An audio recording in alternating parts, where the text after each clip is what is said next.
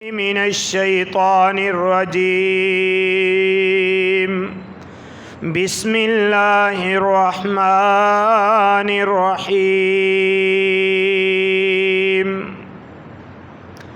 إنا نحن نحيي الموتى ونكتب ما قدموا وآثارهم وكل شيء أحصيناه في إمام مبين. قال رسول الله صلى الله عليه وسلم: إذا مات الإنسان انقطع عنه عمله إلا من ثلاث: صدقة جارية أو علم ينتفع به أو ولد صالح يدعو له، أو كما قال عليه الصلاة والسلام: اللهم صل على محمد وعلى آل محمد كما صليت على إبراهيم وعلى آل إبراهيم إنك حميد مجيد. اللهم بارك على محمد وعلى آل محمد كما باركت على إبراهيم وعلى آل إبراهيم إنك حميد مجيد. اللهم رب اشرح لي صدري ويسر لي أمري واحلل عقدة من لساني يفقهوا قولي. رب زدني علما سبحانك لا علم لنا إلا ما علمتنا إنك أنت العليم الحكيم. اللهم انفعني بما علمتني وعلمني ما ينفعني وزدني علما. إنا نحن نحيي الموتى ونكتب ما قدموا وآثارهم. بے شک ہم مردوں کو زندہ کریں گے اور ہم لکھتے ہیں جو کچھ انہوں نے آگے بھیجا ہے اور جو وہ پیچھے چھوڑ کے جا رہے ہیں. وَكُلَّ شَيْءٍ أَحْصَيْنَاهُ فِي إِمَامٍ مُبِينٍ. اور ہر چیز کو ہم نے کھلی کتاب میں شمار کر رکھا، لکھ رکھا ہے. رسول اللہ صلی اللہ علیہ وآلہ وسلم نے فرمایا: جب انسان فوت ہوتا ہے تو اس کا عمل اس سے منقطع ہو جاتا ہے سوائے تین باتوں کے: صدقۃ جاریۃ، کوئی ایسی نیکی جو زندگی میں کی ہے اور مرنے کے بعد بھی وہ عمل جاری ہے، اس کا ثواب بھی اس کو ملتا رہتا ہے. او علم ينتفع به، یا یہ فوت ہونے والا انسان اپنے پیچھے علم چھوڑ کے گیا ہے جس علم کا لوگوں کو فائدہ ہوتا ہے. جب تک یہ علم لوگوں کو فائدہ دیتا رہے گا اس کو ثواب ملتا رہے گا. او ولد صالح يدعو له، یا یہ فوت ہونے والا اپنے پیچھے نیک اولاد چھوڑ کے جاتا ہے جو اس کے لیے دعا کرتی ہے. اس نیک اولاد کی ان دعاؤں کا بھی اس کو ثواب ملتا رہتا ہے. ہر قسم کی حمد و ثنا، تعریف، کبریائی، بڑائی، پاکیزہ کلمات اللہ مالک العلام ذوالجلال والاکرام کی مقدس بابرکت ذات کے لیے ہے. اس مال کے دو جہاں کی جتنی بھی تعریف کی جائے کم ہے. مختصر حمد و ثنا کے بعد درود و سلام ہوں امام الانبیاء سید الاتقیاء خیر الورا احمد مجتبیٰ سید الاولین والآخرین امام المرسلین حضرت محمد الرسول اللہ صلی اللہ علیہ وآلہ وسلم کی ذات گرامی پہ کہ جن کو اللہ تبارک و تعالی نے یہ دین حنیف دے کر اس دنیا میں مبعوث فرمایا اور آپ علیہ الصلاۃ والسلام نے اللہ تبارک و تعالی کا یہ پیغام دنیا والوں تک من و ان پہنچایا۔ سامعین محترم، یہ دنیا کی زندگی عارضی زندگی ہے اور یہ آخرت کی زندگی کے مقابلے میں بہت تھوڑی زندگی ہے، اور اللہ رب العالمین نے اس دنیا کی زندگی کو ہمارے لیے ایک امتحان قرار دیا ہے۔ اس میں جو کچھ ہم کریں گے کل اس کا بدلہ پائیں گے۔ سورہ یاسین کی جو آیت میں نے آپ کے سامنے تلاوت کی ہے، اللہ تبارک و تعالی نے ہمیں اس آیت کریمہ میں یہی بات سمجھائی ہے کہ اِنَّا نَحْنُ نُحْيِي الْمَوْتَى، کہ بے شک ہم مردوں کو زندہ کریں گے۔ ایک بات تو یہاں پر یہ سمجھا دی ہے کہ جو بھی شخص فوت ہونے والا ہے، فوت ہونے کے بعد اسے دوبارہ زندہ کیا جائے گا، اور دوبارہ زندہ کرنے کا مقصد کیا ہے کہ دنیا کی اس زندگی کے بارے میں اس سے پوچھا جائے گا، اس سے حساب لیا جائے گا کہ یہ دنیا کی زندگی کیسے گزار کے آیا ہے۔ اور پھر جو دنیا میں اعمال کرتا ہے انسان، وہ اچھے اعمال ہیں تو تب بھی، برے اعمال ہیں تو تب بھی، فرمایا وَنَكْتُبُ مَا قَدَّمُوا، ہم لکھ رہے ہیں جو کچھ بھی وہ آگے بھیج رہا ہے۔ اچھے اعمال آگے بھیجے ہیں وہ بھی ہم نے اس کے رجسٹر کر لیے ہیں، وہ بھی لکھ لیے ہیں۔ برے اعمال اس نے کیے ہیں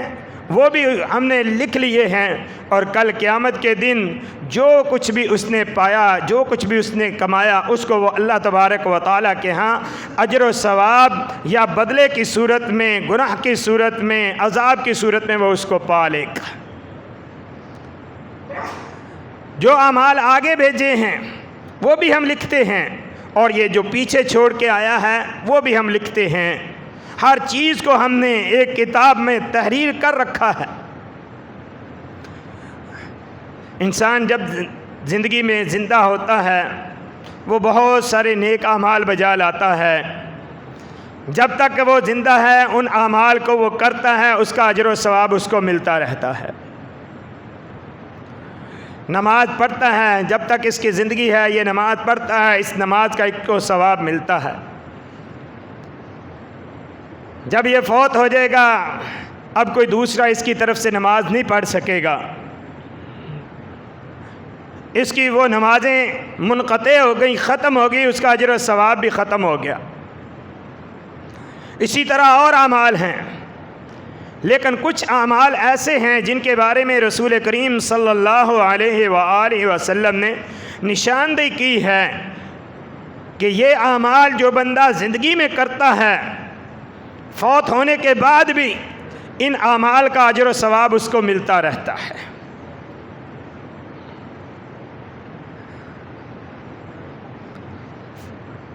سب سے پہلے فرمایا صدقۃ جاریہ،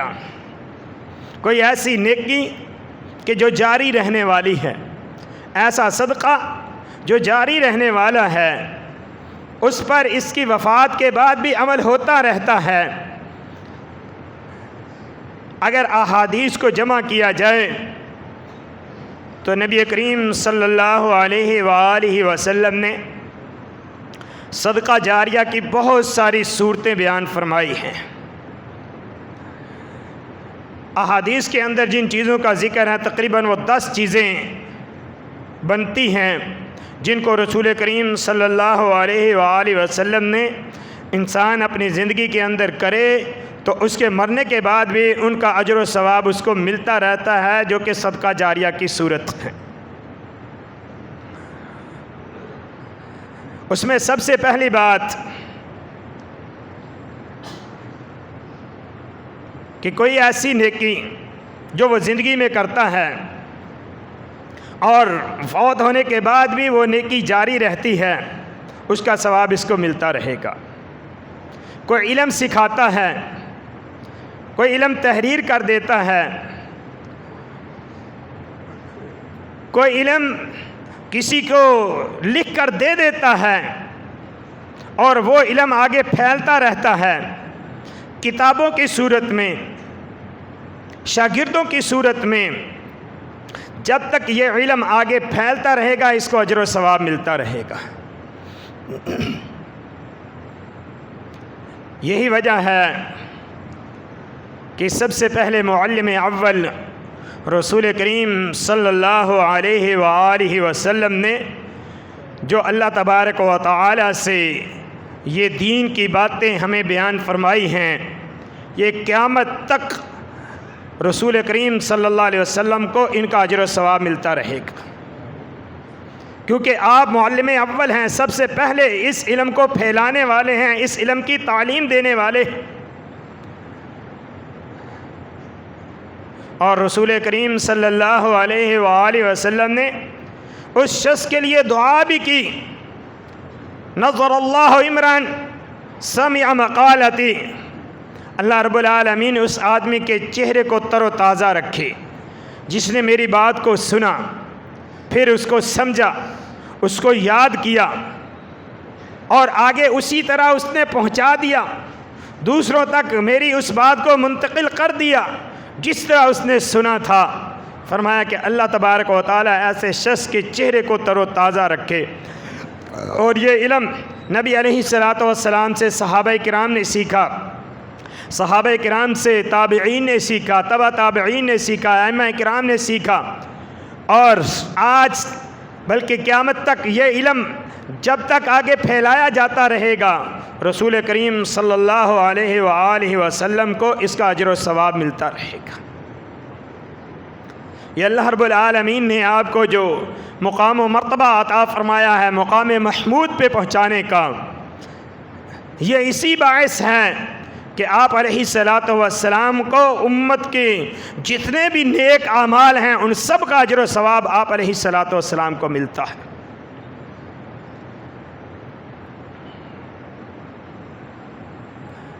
اور پھر تیسری بات جو رسول کریم صلی اللہ علیہ وآلہ وسلم نے بیان فرمایا وہ ہے نیک اولاد کی دعائیں۔ جو شخص اپنے پیچھے نیک اولاد چھوڑ کے جاتا ہے، وہ اولاد دعائیں کرتی ہے، ان اولاد کی ہوئی دعاؤں کی وجہ سے اللہ تبارک و تعالی اس کو اجر و ثواب عطا فرماتا ہے۔ جامع ترمذی کی روایت ہے، رسول کریم صلی اللہ علیہ وآلہ وسلم نے فرمایا ایک شخص جنتی جنت میں ہے، اللہ تبارک و تعالی نے اس کو جنت کے اعلیٰ درجے پر، بلند مقام پر، مرتبے پر پہنچا دیا، اس کے درجے کو بلند کر دیا۔ وہ بندہ اللہ تعالیٰ سے سوال کرتا ہے کہ یا باری تعالی، میں نے اب تو کوئی ایسا عمل نہیں کیا جس کی وجہ سے مجھے یہ ترقی ملی ہے۔ اللہ رب العالمین فرماتا ہے یہ تیرے درجات جو بلند کیے جا رہے ہیں، جو جنت کے اندر تجھے عزت مل رہی ہے، زیادہ درجہ مل رہا ہے، یہ تیری اولاد کی وجہ سے ہے، جو پیچھے تیری اولاد تیرے لیے دعائیں کر رہی ہے۔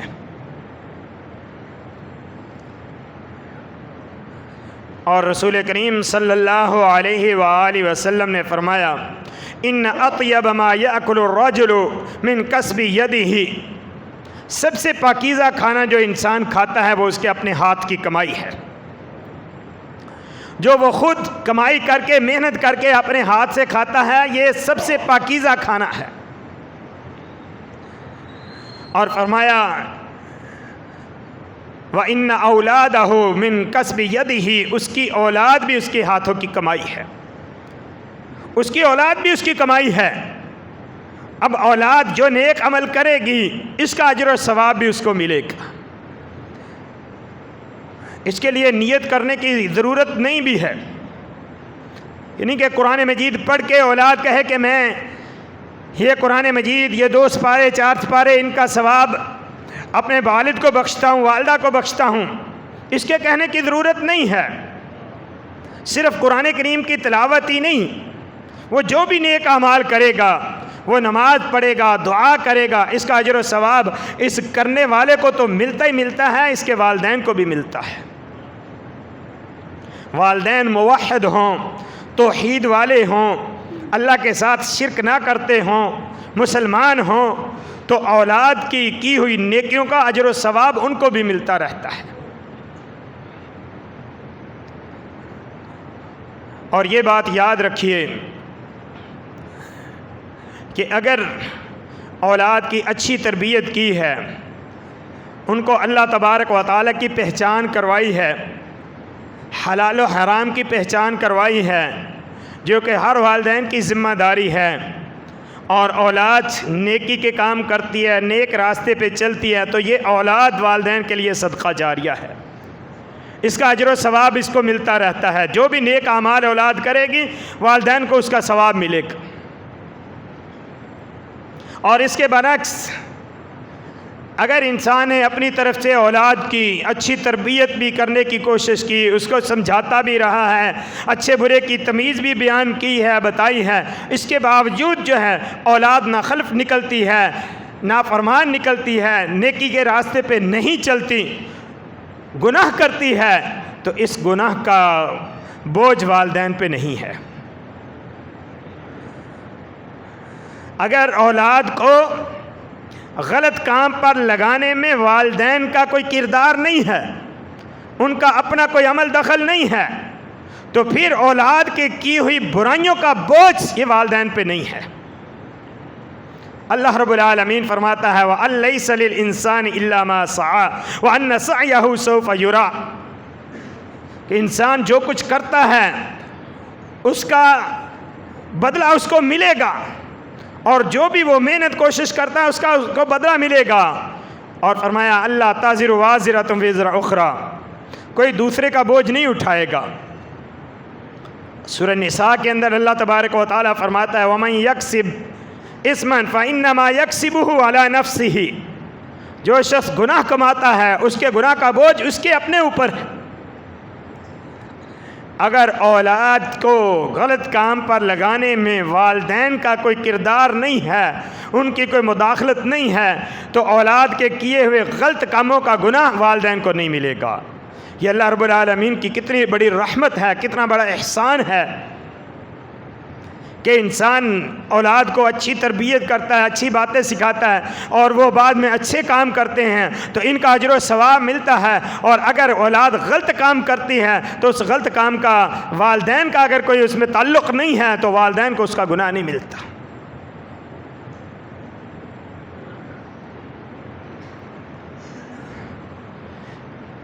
اس حدیث سے یہ بھی پتہ چلتا ہے کہ ایک مسلمان کی یہ ذمہ داری بنتی ہے کہ وہ اپنی اولاد کی اچھی تربیت کرے،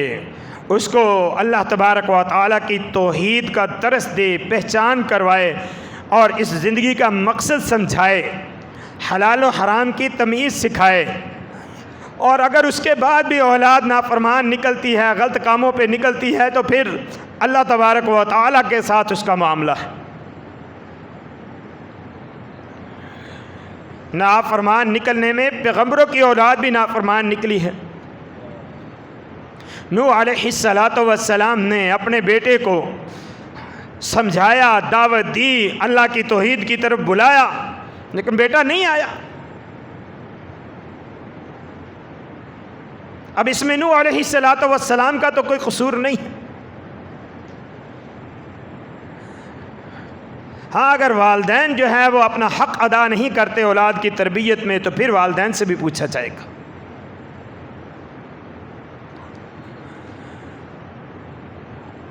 اور چوتھی چیز جو رسول کریم صلی اللہ علیہ وآلہ وسلم نے صدقہ جاریہ کی صورت میں بیان فرمایا وہ قرآن مجید۔ وہ قرآن مجید کا نسخہ کسی کو دے دیتا ہے، خرید کر دے دیتا ہے، پڑھا دیتا ہے، جب تک وہ قرآن کریم پڑھا جاتا رہے گا اس کو اجر و ثواب ملتا رہے گا۔ قرآن کریم کی تعلیم دینا، قرآن کریم کسی کو سکھا دینا، قرآن کریم خرید کر لے دینا، اس کا مصحف نسخہ لے دینا، جب تک وہ شخص یہ قرآن کریم پڑھا جاتا رہے گا جو اس نے لے کر دیا ہے اس کو اجر و ثواب ملتا رہے گا۔ اور مسجد بنوانا، رسول کریم صلی اللہ علیہ وآلہ وسلم کی حدیث ہے، آپ علیہ السلام نے فرمایا جس مسلمان نے مسجد بنائی، سیدنا عثمان بن عفان رضی اللہ تعالی عنہ کی حدیث ہے، نبی علیہ السلام کی وفات کے بعد عمر رضی اللہ تعالی عنہ نے مسجد نبوی کی تعمیر نو کی تھی، لیکن اس کا ایریا اتنا ہی رکھا تھا جتنا اللہ کے نبی صلی اللہ علیہ وسلم کے دور میں تھا۔ عثمان رضی اللہ تعالی عنہ کے دور میں مسلمانوں کی آبادی میں اضافہ ہو گیا، مدینے کی آبادی بڑھ گئی، تو انہوں نے مسجد نبوی کا رقبہ بھی، ایریا بھی اور لے کر مسجد نبوی میں شامل کیا اور مسجد نبوی کو پختہ تعمیر کیا، پکی بنائی مسجد نبوی۔ لوگوں نے باتیں کرنا شروع کی کہ عثمان نے نبی علیہ الصلوۃ والسلام کی بنائی ہوئی جو مسجد تھی اس میں تبدیلی کر دی ہے، اس کو بدل دیا ہے۔ اس موقع پر عثمان رضی اللہ تعالی عنہ نے یہ حدیث بیان کی تھی، صحیح بخاری کی روایت ہے کہ رسول اللہ صلی اللہ علیہ وسلم نے فرمایا من بنا للہ مسجدا بن اللہ لہ بیتا فی الجنۃ مثلہ، جو شخص جیسی مسجد بناتا ہے اللہ تبارک و تعالی ویسا ہی اس کے لیے جنت کے اندر گھر بنا دیتا ہے۔ جس کو اللہ تبارک و تعالیٰ نے اس چیز کی استطاعت دی ہے وہ پورے کا پورا ایک مسجد تعمیر کر دے، اللہ اس کے لیے اسی طرح کا جنت کے اندر گھر بنا دے گا۔ اور اگر کسی کے اندر اتنی استطاعت نہیں ہے تو اس کو مسجد کی تعمیر میں جتنی اللہ پاک نے استطاعت دی ہے اتنی مسجد میں حصہ شامل کر دینا چاہیے۔ دوسری حدیث رسول کریم صلی اللہ علیہ وسلم نے فرمایا جس نے چڑیا کے گھونسلے کے برابر بھی مسجد بنائی اللہ تبارک و تعالیٰ اس کے لیے جنت کے اندر گھر بنا دیتا ہے۔ اب چڑیا کے گھونسلے کے برابر تو مسجد نہیں ہوتی، یہ اشارہ ہے اس بات کی طرف کہ جو شخص مسجد کی تعمیر کے اندر اتنا بھی حصہ ملاتا ہے اللہ تبارک و تعالیٰ کی وسعت اتنی ہے، اللہ کا فضل اتنا ہے، اللہ کے خزانوں میں کون سی کمی ہے، اللہ تبارک و تعالیٰ اس آدمی کو جنت کے اندر گھر بنا دیتا ہے۔ اور اسی طرح رسول کریم صلی اللہ علیہ وآلہ وسلم نے صدقہ جاریہ کی جو بقیہ صورتیں بیان فرمایا کہ مسافر خانہ بنا دینا، راستے میں جہاں کہیں مسافر ٹھہرتے ہیں رکتے ہیں ان کے لیے سائے کا بندوبست کر دینا، مسافر خانہ بنا دینا، جب تک وہ مسافر خانہ باقی رہے گا لوگ وہاں آ کر سایہ حاصل کریں گے، رکیں گے، اس کو اجر و ثواب ملتا رہے گا۔ کوئی ہاسپٹل بنا دیتا ہے، لوگ اس سے فائدہ اٹھاتے ہیں، جب تک وہ کام جاری رہے گا اس کو اجر و ثواب ملتا رہے گا۔ اور اسی طرح لوگوں کے لیے پانی کا بندوبست کرنا، وہ نہر جاری کرنے کی صورت میں ہو، کنواں کھدوانے کی صورت میں ہو، جہاں پانی کی ضرورت ہے، کیونکہ اس وقت یہی طریقے تھے۔ آج ہمارے ہاں ٹیوب ویل ہے یا ہینڈ پمپس ہے یا دیگر جو ذرائع ہیں پانی کے،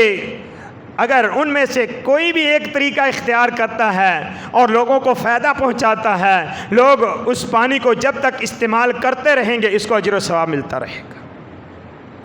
وہ کنویں کی صورت میں ہو، ٹیوب ویل کی صورت میں ہو، موٹر لگانے کی صورت میں ہو، جب تک لوگ اس سے فائدہ اٹھائیں گے اس کو اجر و ثواب ملتا رہے گا۔ اور اسی طرح رسول کریم صلی اللہ علیہ وسلم نے فرمایا کہ جو شخص سنت کو زندہ کرتا ہے، وہ سنت جو نبی کریم صلی اللہ علیہ وسلم سے ثابت ہے، بعد میں لوگوں نے اس پر عمل کرنا چھوڑ دیا، یہ شخص اس پر عمل کرتا ہے، لوگوں کو اس کی دعوت دیتا ہے۔ من دل علی خیر فہو کفاعلہ، فرمایا جو کسی کی اچھے کام کی طرف، سنت کی طرف رہنمائی کرتا ہے اس کو بھی اتنا ہی اجر و ثواب ملے گا جتنا اس کو دیکھ کر جو ہے وہ دوسرے لوگ عمل کرتے ہیں، ان کے عمل کا بھی اس کو ثواب ملے گا۔ اور ایک حدیث میں آپ علیہ الصلوۃ والسلام نے فرمایا من سن سنۃ حسنۃ فلہ اجرہ واجر من عمل بہا، جس نے کوئی اچھا کام کیا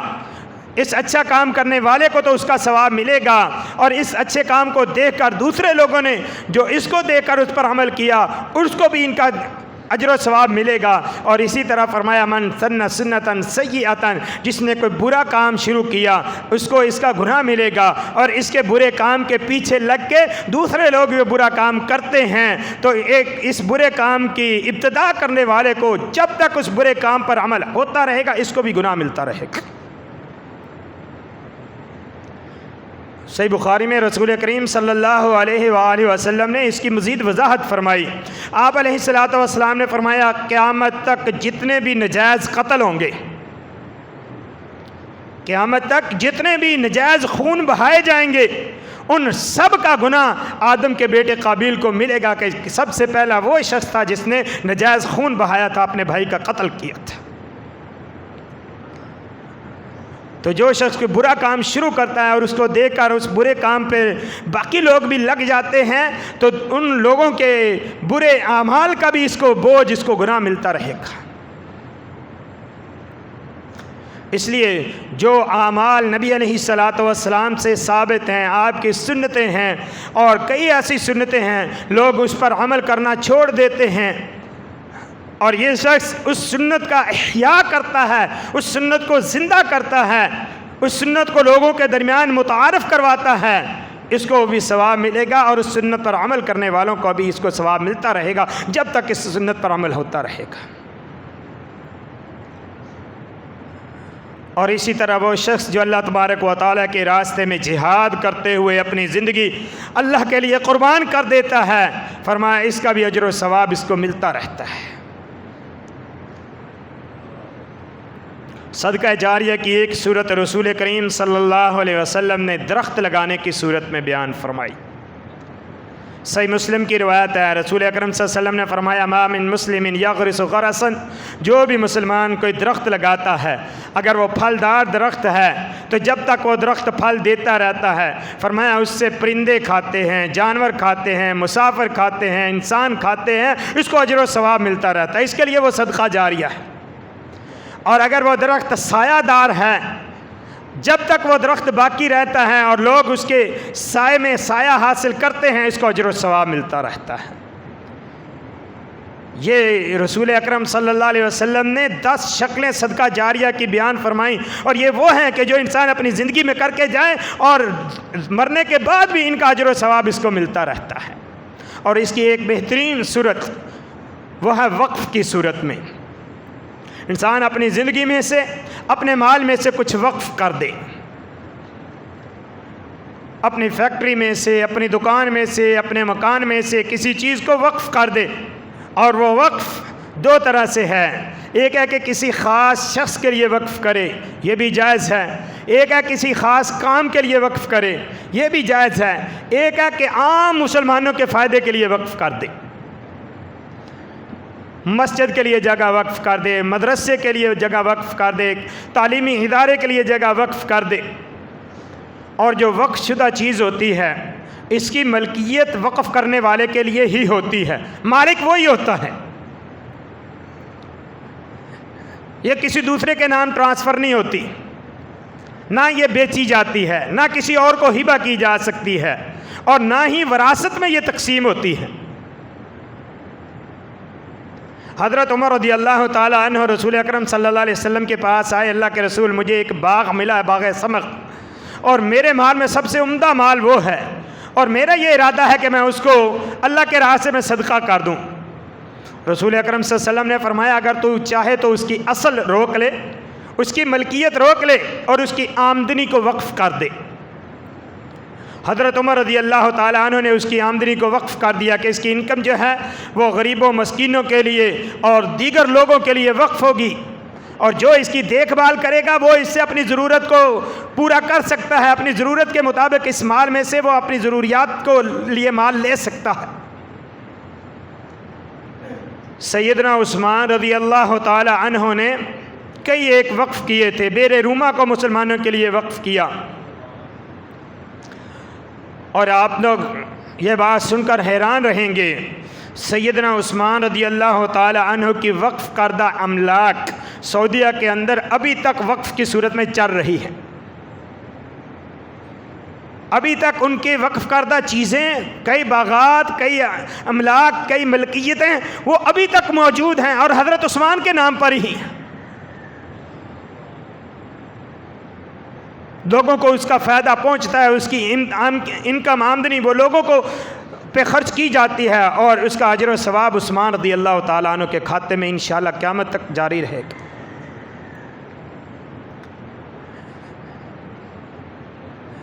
انسان اپنی دکان کی، فیکٹری کی مخصوص آمدنی اس کو وقف کر دے کہ یہ اللہ کے لیے وقف ہے، مسجد کے لیے وقف ہے، مدرسے کے لیے وقف ہے، غریبوں کے لیے وقف ہے، کوئی بھی صورت اس کی اختیار کر لے، یہ وہ اعمال ہیں جو انسان اپنی ہوش و حواس میں اپنی زندگی کے اندر کر لے، کل قیامت والے دن مرنے کے بعد یہ اس کے کام آئیں گے۔ زبیر بن عوام رضی اللہ تعالیٰ عنہ نے اپنے کچھ گھر وقف کیے ہوئے تھے، جو نادار لوگ جن کے پاس رہائش نہیں، مکان نہیں، وہ ان گھروں میں رہتے تھے۔ حتیٰ کہ حضرت زبیر رضی اللہ تعالیٰ عنہ کی وہ بیٹیاں جو مطلقہ ہو کر یا بیوہ ہو کر واپس ان کے گھر آ گئی تھیں، انہوں نے ان کو بھی ان گھروں میں رہائش دی کہ یہ گھر تمہارے لیے ہیں، تم ان گھروں میں رہو۔ یہ وقف ہے ضرورت مندوں کے لیے۔ ابو طلحہ انصاری رضی اللہ تعالی عنہ مدینے کے انصار میں سب سے زیادہ کھجوروں کے باغوں کے مالک تھے، اور ان کا ایک باغ بیروحا مسجد نبوی کے بالکل سامنے تھا۔ جب اللہ تبارک و تعالیٰ نے یہ آیت نازل فرمائی لن تنالوا البر حتى تنفقوا مما تحبون، جب تک تم اپنی پسندیدہ چیز اللہ کے راستے میں خرچ نہیں کر دیتے تم نیکی کو نہیں پا سکو گے۔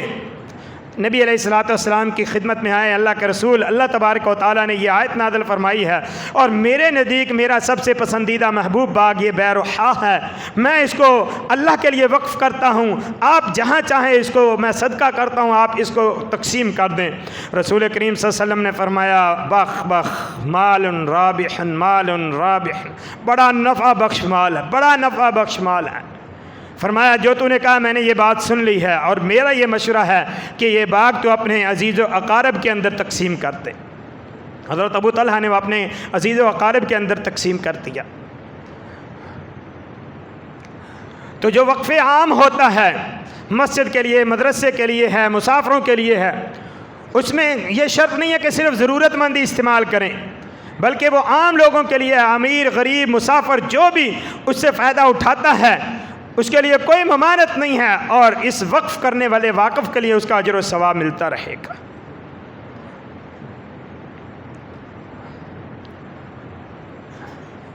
تو یہ وہ اعمال ہیں کہ جو انسان اپنی زندگی میں کر کے جاتا ہے اور ان کا اجر و ثواب اس کو بعد میں بھی ملتا رہتا ہے۔ اور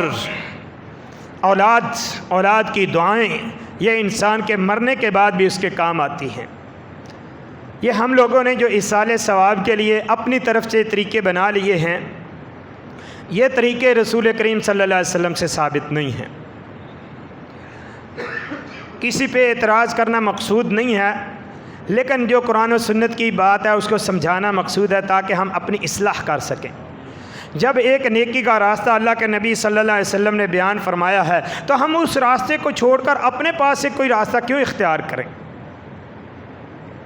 یا تو ہونا کہ ایصال ثواب میت کو پہنچانے کا طریقہ شریعت نے کوئی بیان نہیں کیا، بتایا نہیں ہے، اور ہم جو ہے وہ میت کے ساتھ، اپنے والدین کے ساتھ ہمیں ہمدردی ہے، محبت ہے، ہم چاہتے ہیں کہ ان کو جہنم سے بچایا جائے، ان کے لیے کوئی نیکی کی جائے اور ان کو اجر و ثواب ملے، تو اللہ کے نبی صلی اللہ علیہ وسلم نے بے شمار طریقے یہ ان کو ثواب پہنچانے کے بیان کیے۔ یہ جو مروجہ قرآن خوانی ہے نہ تو اللہ کے نبی صلی اللہ علیہ وسلم نے کی، نہ صحابہ کرام نے کی، اور یہ بات یاد رکھ لیجئے وہ لوگ نیکی کے بہت زیادہ متلاشی تھے۔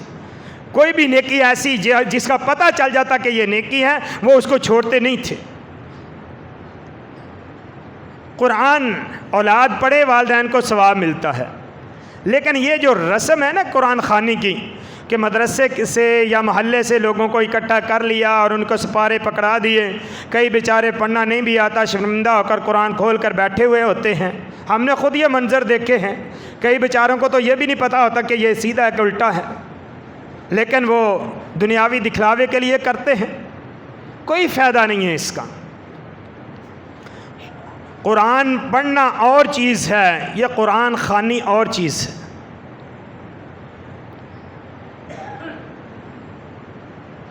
اولاد قرآن پڑھے اس کا ثواب ملتا ہے، اپنے مسلمان بھائیوں کے لیے دعا کریں اس کا ثواب ملتا ہے۔ اللہ تبارک و تعالیٰ نے فرمایا والذین جاءوا من بعدهم یقولون ربنا اغفر لنا ولاخواننا الذین سبقونا بالایمان ولا تجعل فی قلوبنا غلا للذین آمنوا ربنا انک رؤوف رحیم۔ وہ لوگ جو بعد میں آنے والے ہیں وہ اپنے سے پہلے گزرے ہوئے مسلمانوں کے لیے یہ دعا کرتے ہیں کہ اے پروردگار وہ لوگ جو ایمان کی حالت میں دنیا سے چلے گئے ہیں تو ان کی بخشش فرما۔ نبی کریم صلی اللہ علیہ وسلم نے فرمایا جب کوئی مسلمان اپنے مسلمان بھائی کی عدم موجودگی میں اس کے لیے دعا کرتا ہے تو اللہ تبارک و تعالیٰ کا فرشتہ اس پر آمین کہتا ہے اور کہتا ہے والا کا، اور تیرے لیے بھی اسی کے مثل ہے، جو تو اپنے بھائی کے لیے دعا کر رہا ہے وہ دعا تیرے لیے بھی ہے۔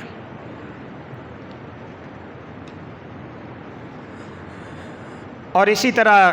وہ اعمال جو میت کو بعد والوں کی طرف سے کوئی فائدہ دے سکتے ہیں، اگر میت پہ حج فرض تھا وہ حج نہیں کر سکا تو اس کی اولاد میں سے یا کوئی بھی اس کی طرف سے حج کرے، جس کو حج بدل کہتے ہیں، تو اس کا ثواب اس کو ملے گا۔ اگر اس پر روزے فرض تھے اور وہ رکھ نہیں سکا تو اس کے ورثاء پر ان روزوں کا رکھنا فرض ہے کہ وہ اس کی طرف سے وہ روزے رکھے، اس کا اس کو ثواب ملے گا۔ اگر میت کے ذمے قرض ہے تو ورثاء کے ذمے فرض ہے کہ وہ اس کا قرض ادا کریں، کیونکہ نبی علیہ الصلوۃ والسلام نے فرمایا نفس المؤمن معلقۃ بدینہ، مسلمان کی جان اس کے قرض کے ساتھ لٹکی ہوئی ہوتی ہے جب تک کہ اس سے قرض ادا نہ کر دیا جائے، تو لہذا اس کی طرف سے قرض ادا کرنا چاہیے۔ اگر میت نے کوئی وصیت کی ہے اور وہ وصیت شریعت کے مطابق ہے، دین کے مطابق ہے، تو اس وصیت کو پورا کیا جائے، اس کا ثواب ملتا ہے۔ اور وصیت کے بارے میں انشاءاللہ کہیں ذکر کریں گے، یہ پورا موضوع ہے، لیکن یہ بات یاد رکھیے وصیت اگر مال کے بارے میں ہے تو وہ وارثوں کے لیے نہیں ہو سکتی، اور 1/3 سے زیادہ کی وصیت نہیں ہو سکتی۔ بیٹے بیٹیاں یہ اولاد، ان کے لیے بندہ وصیت نہیں کر سکتا کہ میرے مال میں سے یہ بیٹا کمزور ہے اس کو اتنا مال دے دینا۔